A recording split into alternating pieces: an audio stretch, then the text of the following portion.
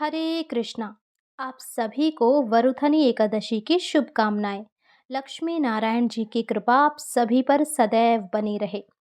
कथा कहानियों का अपना अलग महत्व होता है, चाहे आप कोई व्रत करें या ना करें, परंतु कथाएं सुनना उतना ही पुण्यदायक होता है जितना कि व्रत करना।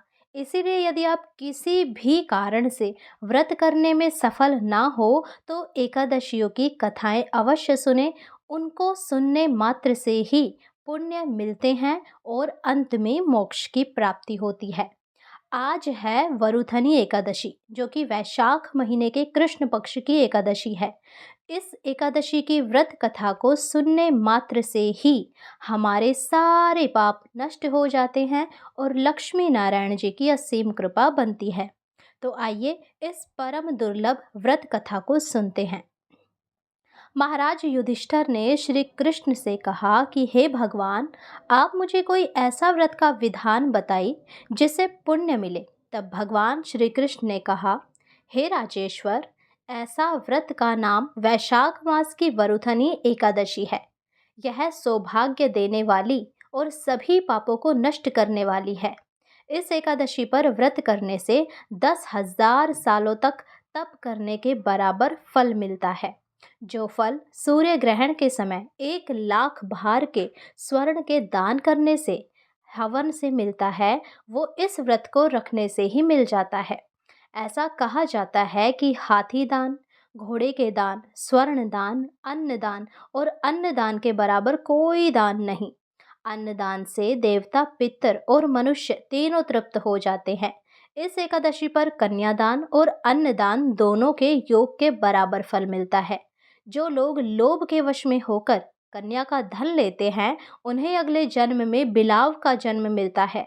और जो मनुष्य कन्या दान करते हैं, उनके पुण्य चित्रगुप्त भी नहीं लिख पाते। इतना सारा पुण्य इस एकादशी के व्रत में होता है। इस दिन कांसे के बर्तन में भोजन, मांस खाना, मसूर दाल, चना दाल, शाक, दूसरे का अन्न, संतरी संभोग, स्त्री संभोग और दूसरी बार भोजन नहीं करना चाहिए। आइए मैं आपको अब उस परम दुर्लभ व्रत की कथा की ओर ले चलती हूँ। प्राचीन समय में नर्मदा नदी के किनारे मानधाता नाम के राजा राज्य करते थे।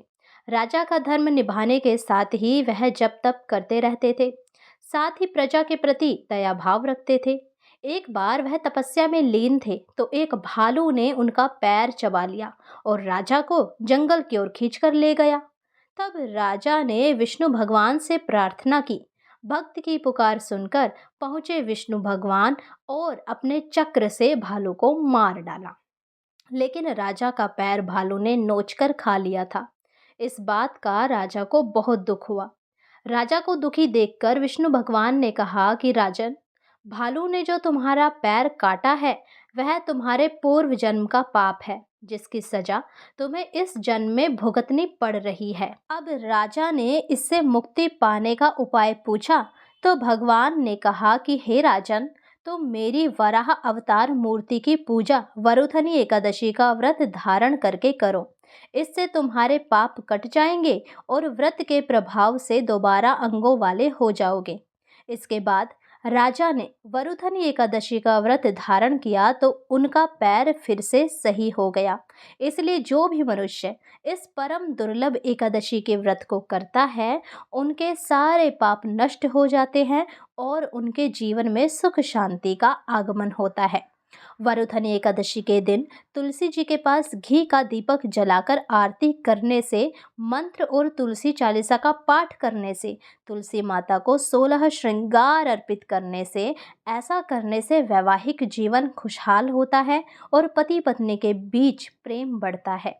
यदि आपको ये कथा और ये उपाय अच्छा लगा हो तो हमारे चैनल पूजा धार्मिक किस्से को सब्सक्राइब ज़रूर करें और बेल आइकन दबाएं, ताकि जब भी हम कथा डालें तो उसका नोटिफिकेशन आपको समय पर मिले और आप कोई भी वीडियो मिस ना करें।